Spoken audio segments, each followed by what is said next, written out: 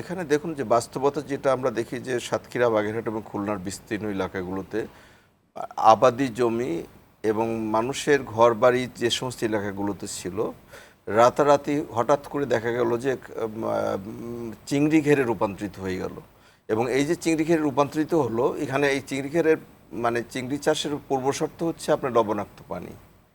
লবণাক্ত পানিকে নিয়ে আসার জন্য আমরা দেখেছি যে মাঠের পর মাঠ ফসলি জমিগুলোকে প্রভাবশালীরা হয় লিজ নিয়েছে অথবা ফোর্সফুলি তাদেরকে বিতাড়িত করে সেই জায়গাগুলোকে দখল করে নিয়ে নামকাওয়াস্তে তাদেরকে হয়তো আর্থিক কোনো রকম ক্ষতিপূরণ দিয়েছে, যেটা একেবারেই এটা বলা যেতে পারে যে অমানবিক অবস্থা।